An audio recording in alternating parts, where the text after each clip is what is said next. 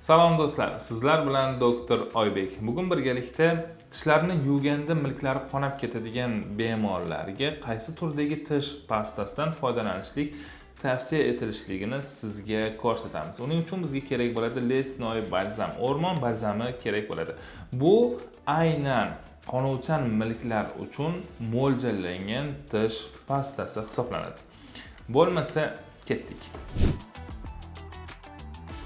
Nima uchun milklarimiz qonaydi? Milklarning qonashi gingivitning belgisi hisoblanadi. Uni asosiy sababi esa og'iz bo'shliq gigiyenasiga amal qilmaslik, tishlarimizni to'g'ri texnika bilan yuvmaslik yoki zararli vositalardan foydalanish, ya'ni tish cho'plaridan foydalanish ham milklarga travma beradi. Vitaminlarning yetishmasligi, ayniqsa vitamin C ni yetishmasligi milklarimizni shamollashi, qonuvchan bo'lishligiga sabab hisoblanadi. Og'iz bo'shlig'idagi mikroflorani buzilishligi, har xil mahsulotlarni iste'mol qilish, undan keyin to'g'ri tozalamaslik ham og'iz bo'shlig'i milklarni shamollashligiga ta'sir ko'rsatadi. Tish koronkalari yoki tish protezlari milklarni ezish ham milklarga travma bo'lib, ularni qonuvchan bo'lishligiga sabab hisoblanadi. Ana shunday holatlarda lesnoy balzam, ya'ni tabiiy ekstraktlardan tashkil topgan milklarni qonuvchanligini yo'qotib, milk holatini yaxshilab beradigan, og'iz bo'shlig'i mikroflorasini yaxshilab beradigan tish pastasi sizga kerak bo'ladi. Ana shunday tish pastalaridan biri bu lesnoy balzam, o'rmon balzami hisoblanadi. Uni asosiy tarkibiy qismi eman po'stlog'i hisoblanadi. Eman po'stlog'i milklarni qonuvchanligini yo'qotadi va tarkibidagi qarag'ay esa milklarning yallig'lanishini yo'qotib, milk holatini yaxshilanishligiga ta'sir ko'rsatadi. Tarkibidagi romashkalar milklarni muloyim qilib, tiklanishligiga yordam beradi va o'rmon tuzlari esa milklarning shishganligini kamaytiradi, shishib qonuvchanligini kamaytirib beradi. Shuning uchun buni tarkibi tabiiy o'rmon ekstraktlaridan tashkil topgan tish pastasi hisoblanadi. Bu aynan milkni qonuvchanligini kamaytirib beradigan lesnoy balzamni tarkibli tish pastasi 93% gacha milklarning qonuvchanligini kamaytirib yo'qotib beradi.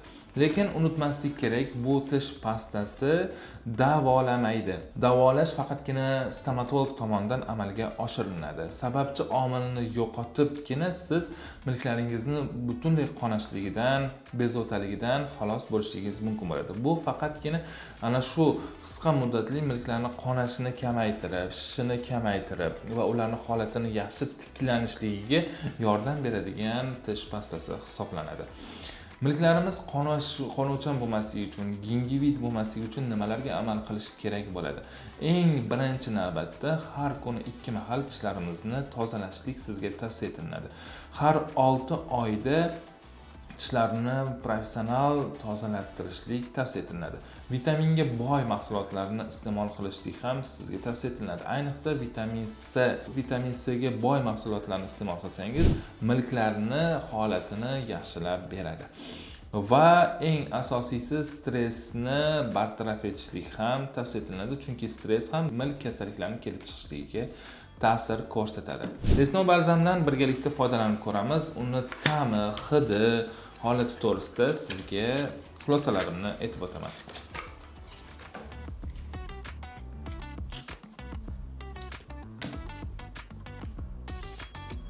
O'zini plombasi bor.